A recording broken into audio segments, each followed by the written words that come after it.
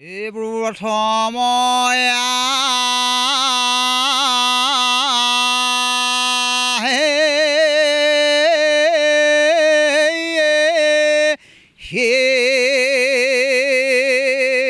পথৰৰ মাজৰে কৰে ঐ গুৰখীয়া নাঙেলি নামাৰাকিয়া গুৰুজন আইছি কিলৈ মই সাদৰিমে হৰি মোৰ দিবলে নাহিকে একো অৰ্জুনৰ বচন শুনি হনুমানয়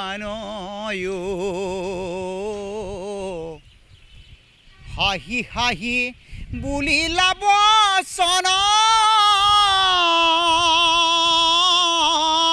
বৈনেৰে হাতত যে আংঠিটো দিছিলোঁ মাৰেৰ হাততহে পালো দৰঙী কলাকৃষ্টিৰ এয়া মাথো অকণমান জিলিকনি দৰঙী কলাকৃষ্টিৰ কৃষ্টিসমূহ নিজৰ সাধনাৰ লক্ষ্য কৰি লোৱা এইগৰাকী মুকুট হাজৰিকাৰ ঘৰ দৰং জিলাৰ দেওমৰনৈত কটন মহাবিদ্যালয়ৰ প্ৰাক্তন সাংস্কৃতিক সম্পাদক গুৱাহাটী বিশ্ববিদ্যালয়ৰ সংগীত সম্পাদক এগৰাকী অভিনেতা সংগীত শিল্পী মুকুট হাজৰিকা নামৰ এইগৰাকী অখ্যাত শিল্পীৰ প্ৰতিভাৰ চানেকি আপোনালোকৰ ওচৰত দাঙি ধৰিম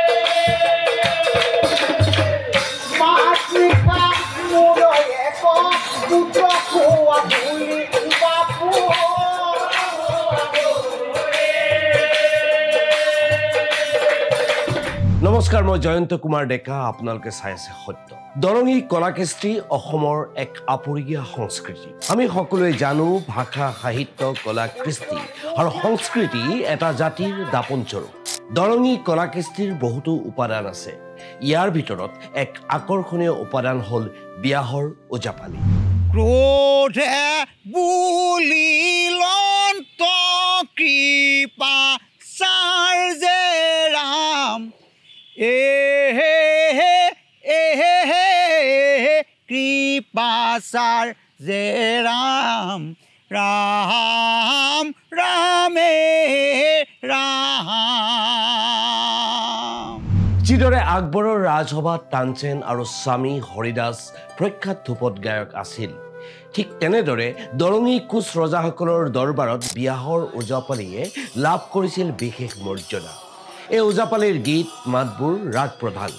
6 ৰাগ 36 ৰাগিনীৰ সংমিশ্ৰণে বিয়াহৰ ওজাপালিত ধ্ৰুপদী সংগীতৰ শাৰীলৈ উন্নীত কৰিছে এই যে বিয়াহৰ ওজাপালিৰ গীতবোৰ এয়া আৰম্ভ হৈছিল একাদশ শতিকাৰ পৰা আৰু এই গীতবোৰ বৌদ্ধসকলৰ শয্যা পদৰ লগত বহুখিনি মিল আছে গুৰুবন্দনা পাতনি গীত বিষ্ণুপদ সংগীতালাপ আৰু জুনা এই 5টা ক্ৰমত বিয়াহৰ ওজাপালি পৰিবেশন কৰা হয় এইবোৰ সময়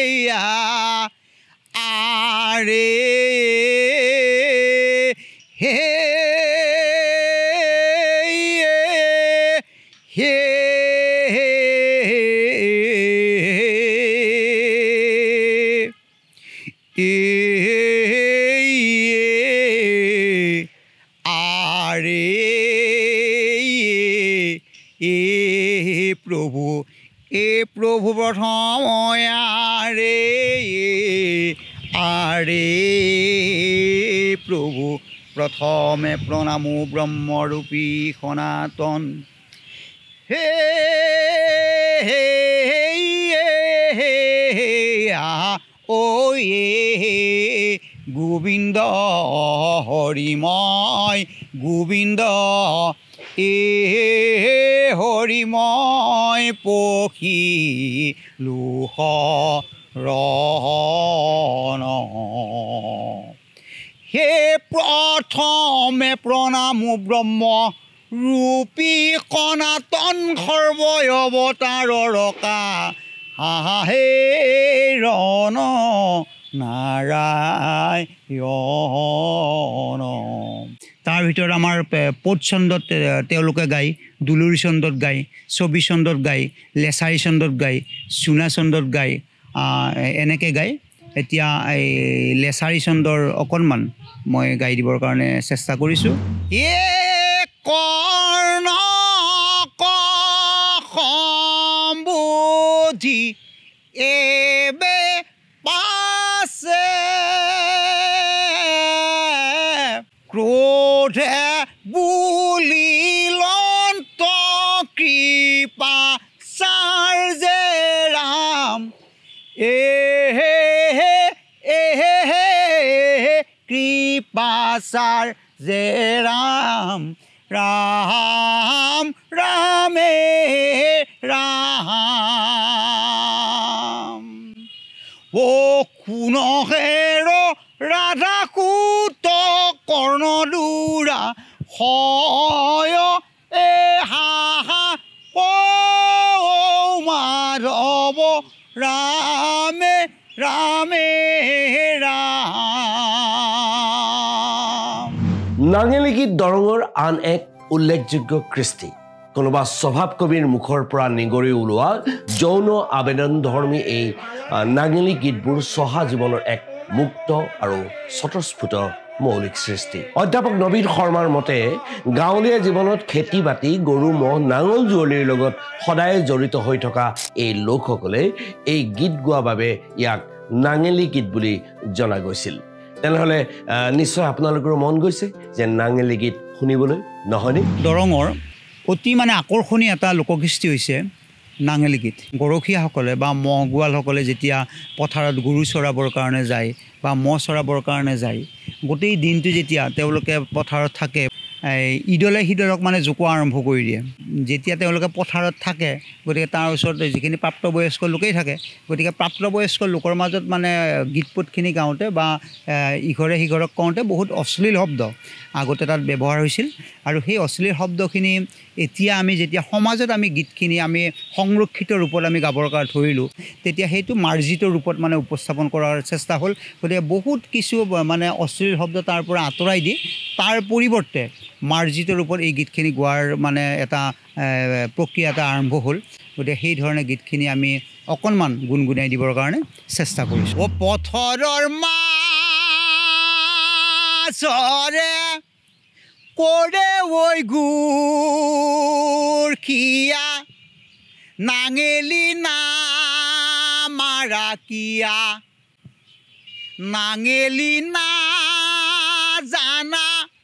জুঙেলি না জানা দেখে দিম বাপেরের বিয়া ও উড়িয়াম কাতুতে কুঠার খান খুলকি গেল ঠেকিয়ার পাতে দি খালু বইনেরের হাতত যে আংঠিটো দিছিলো মাৰেৰ হাততহে পালো ও হিদল তলি এলেঙা লহকৈ কহকৈ হিদল তলি পেলেঙা লহকৈ কহকৈ হিদল তলিত আছিলি লহকৈ কহকৈ কি কহকৈ লহকৈ চাই ও বাপেৰেৰ মুখতে লহকৈ কহকৈ মাৰে ঐ হাগিলা লহকৈ কহকৈ আৱা পিঠাগুৰি লহকৈ কহকৈ কি কহকৈ লহকৈ খাই ইউডাল হিমেলি জানকৈ খকৈ সিউডাল হিমেলি জানকৈ খকৈ কি কহকৈ লহকৈ কোনেনো না কাটাই আছেই তহঁতৰ বইনেৰে চহৰ ঘূৰি ফুৰেই তহঁতৰ বইনেৰে চহৰ ঘূৰি ফুৰেই জানকৈ খকৈ কি কহকৈ লহকৈ কোনেনো না জানাই আছেই দৰঙৰ পূৰ্ণধৰীয়া বা বৰখেলীয়া ভকত মহন্তসকলৰ অৱদান দৰঙৰ আন এক কৃষ্টি হ'ল চিয়া গীত এক প্ৰবাদ মতে শংকৰদেৱৰ শিষ্য গোপাল আতাই বৰখেলীয়া ভক্তিধাৰাৰ সোঁত বোৱাই দিছিল চিয়া শব্দৰ অৰ্থ হৈছে যশ বা খ্যাতি ইয়াৰ আন এক অৰ্থ হৈছে ঈশ্বৰ বা ধৰ্মৰ নাম স্মৰণ কৰা আহক মুকুট হাজৰিকাৰ কণ্ঠত দৰঙৰ এই কৃষ্টিটোৰ কিছু আভাস লওঁ বহু শ বছৰ ধৰি এই বৰহলীয়া যিটো ভক্তিমাৰ্গ এই ভক্তিমাৰ্গটো আমাৰ দৰঙত প্ৰচলিত হৈ আছে আৰু তেওঁলোকে প্ৰয়োজনৰ সময়ত বিভিন্ন ধৰণে তেওঁলোকৰ গীত পদবিলাক গায় যেনেকৈ যেনিবা মহন্ত তেওঁলোকৰ মহন্ত বুলি কয় তেওঁলোকৰ গুৰুজনক মহন্ত যেনিবা সেই পদূলিমুখত আহি উপস্থিত হৈছে গতিকে মহন্তজনে কি ধৰণে তেওঁলোকে আদৰি নিব সেই ধৰণে তেওঁলোকে এটা গীত গায় যেনেকুৱা অ গুৰুজন আইছি কিলৈ মই সাদৰিমে হৰি মোৰ দিবলে নাহিকে একো পদূলিৰে পৰা আদৰি আনি আয়ে হৰি মোৰ ফেলৰ পাৰি দিমে হাকু মোৰ গুৰু ঐ ফেলৰ পাৰি দিমে হাকু আকৌ তাৰ লগতে কিছুমান মানে গীত আছে যেনিবা এতিয়া তেওঁলোকে ৰন্ধনৰ কাৰণে গৈছে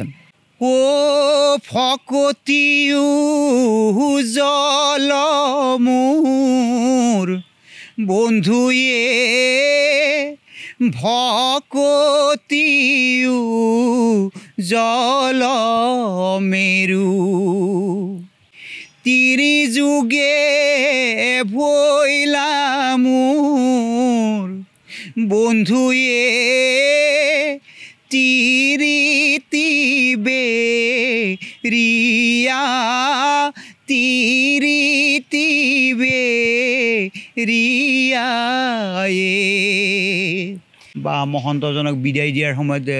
যিটো গীত গায় সেই ধৰণৰ এনেকুৱা বিভিন্ন ধৰণে তেওঁলোকে গীত গায় আৰু সেই ধৰণৰ প্ৰয়োজনীয়তাৰ খাতিৰত সৃষ্টি হোৱা গীতখিনি হৈছে চিয়া গীত দৰঙৰ নাগাৰা নাম আন এক লোককৃষ্টি বৰ্তমানে বিভিন্ন সংবাদ মাধ্যম ছ'চিয়েল মিডিয়াত নাগাৰা নামৰ ব্যাপক প্ৰচাৰ চলিছে কিন্তু এইবোৰ নাগাৰা নাম প্ৰকৃততে শুদ্ধভাৱে পৰিৱেশন কৰা হৈছেনে নে সস্তীয়া জনপ্ৰিয়তাৰ নামত ইয়াক বিকৃত কৰা হৈছে সেয়া আপোনালোকৰ বিচাৰ কৰিব মুকুট হাজৰিকাই শুদ্ধ আৰু প্ৰকৃত ৰূপত পৰিৱেশন কৰা নাগাৰা নামৰ কিছু আভাস দিবলৈ বিচাৰিছোঁ যে আমাৰ যিসকল বিশেষজ্ঞ ব্যক্তি আছে লোকসংস্কৃতি সাধক আছে যিসকলে এই বিষয়ত গৱেষণা কৰিছে বা বিভিন্ন ধৰণৰ বৌদ্ধিক চিন্তা চৰ্চাৰে আগবাঢ়িছে তেওঁলোকে কোৱা অনুসৰি আমি শুনা অনুসৰি যে এই দৰঙৰ যি নাগাৰা নাম সেই দৰঙৰ নাগাৰা নাম আমাৰ শংকৰদেৱৰ মাধৱদেৱৰ গুৰুজনাৰ পিছৰ পৰ্যায়ত আমাৰ চেও চাপৰি যিটো নাম আছে সেই চেও চাপৰি নামৰ পিছত উত্তৰণ হৈ এই নাগাৰা নামৰ আমাৰ দৰঙত সৃষ্টি হোৱা বুলি পণ্ডিতসকলে কয় মই কেইটামান দিহা মই গুণগুণাই দিব বিচাৰিছোঁ ও শুনা জন্মে জয় স্বৰূপ বচন কওঁ মই হব বিৱৰণ কৌৰৱ পাণ্ডৱৰ হৈলা মহাৰণ যুদ্ধ হৈলা ভয়ংকৰ ভীষ্ম সেনাপতি কৌৰৱে পাতিছে পাণ্ডৱক বধিবাৰ মন পিতামহ ভীষ্মই সৰজাল পাতিছে পাণ্ডৱ ক্ৰোধী বা কমন যুদ্ধ কৰে বৃকুদৰে ও গদা ধৰি হাতে তয়া ময়া যুদ্ধ কৰে দুৰ্যোধনৰ সংগে কৰ্ণ অৰ্জুনৰ যুদ্ধ অতি ভয়ংকৰ আৰু সেই যুদ্ধত আমাৰ কামৰূপ প্ৰদেশৰ পৰা এজন ৰজাই গৈ সেই কুৰুক্ষেত্ৰৰ যুদ্ধত অংশগ্ৰহণ কৰিছিলে নাম আছিলে ভগদত্ত ভগদত্তৰ সংগে যুঁজে ৰজা ধৰ্মৰাজ অৰ্জুনৰ বচন শুনি হনুমানয় হাঁহি হাঁহি বুলিলা বচন